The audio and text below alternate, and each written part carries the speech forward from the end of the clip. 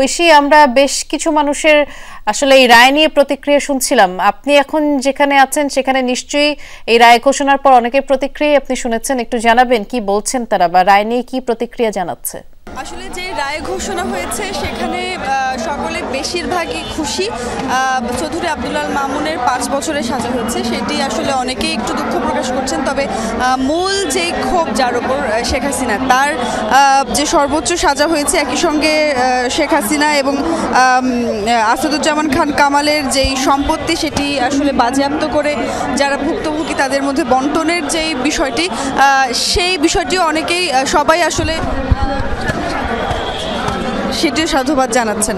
ফলে এখানে প্রচুর মানুষ আসছেন এবং সেখানে কিন্তু আমরা দেখতে পাচ্ছি যে একজন শেখ হাসিনার যেই ব্যানার নিয়ে এসেছিলেন, শেখ হাসিনার ফাঁসি চেয়ে, সেখানে শেখ হাসিনার ছবি ছিল এবং সেখানে আসলে জুতা পেটা করা হচ্ছে এবং সকলে উচ্ছ্বসিত। কিছুক্ষণ আগে আমরা দেখেছি যে এখানে মিষ্টি বিতরণের মতো মানুষের উচ্ছ্বাস প্রকাশ পেয়েছে।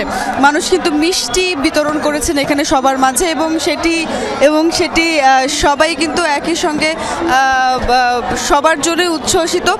আমরা একদম সাধারণ পর্যায়ে যারা মানুষ তাদের কাছে একটু জানতে চাইবো যে আপনার শেখ হাসিনার তো ফাঁসি হলো এবং আপনার রায় কি খুশি? আপনি কি চেয়েছিলেন এবং রায় খুশি? আপনার কাছে একটু জানতে চাই যে যেই রায় হলো সেই রায়ে আপনার কি প্রতিক্রিয়া?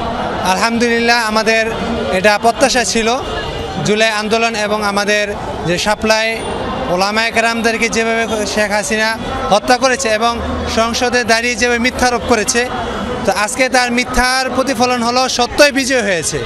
আজকের এই ঘোষণা দ্বারা আমাদের সত্য বিজয় হলো এবং শেখ হাসিনা রায়, শুধু এই রায় ঘোষণা দিয়ে আমাদের ক্ষান্ত না, আন্তর্জাতিক ট্রাইব্যুনালের মাধ্যমে যেভাবে রায় ঘোষণা হয়েছে সেভাবে তাকে ভারত থেকে দেশে এনে আমরা চাই যে তাকে ফাঁসি দিয়ে কাস্টে ঝুলানো হোক এবং সেই ফাঁসিটা যেন জনগণের সম্মুখে তাদেরকে ফাঁসি দেওয়া হোক। এটা আমাদের আশা এবং আকাঙ্ক্ষা যে আমাদের শহীদ